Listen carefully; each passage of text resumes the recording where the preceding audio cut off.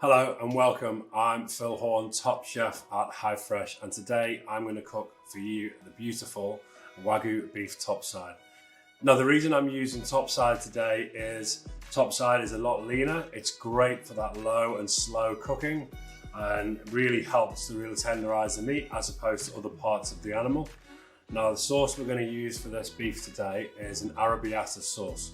This is a traditional Italian sauce of chili and tomato. 1 teaspoon of flaky salt, chili flakes, and then half a teaspoon each of dried oregano, garlic powder, cracked black pepper, crushed garlic, Lea and Perrins sauce, 1 tablespoon of tomato paste, 1 tablespoon of English mustard. We're just going to combine everything together in the bowl, give it a good mix, then we can marinate our beef.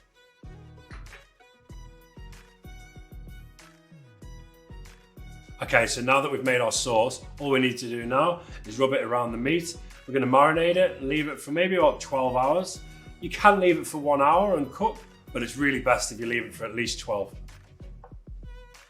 So we've let that sit for a good 12 hours now. Put this straight into the oven, 230 degrees for 10 minutes only, just to get a nice little sear over the top of the meat. Then we're going to drop the temperature down to 140 degrees for a further 30 minutes. Now we're going to pull it out the oven and we're going to do our potatoes.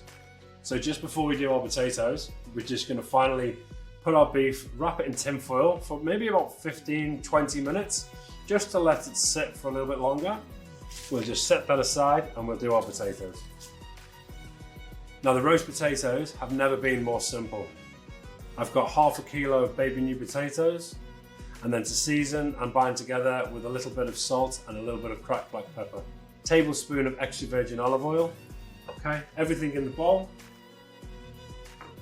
We're just going to toss that together, cook it for about 25 minutes on 180 degrees.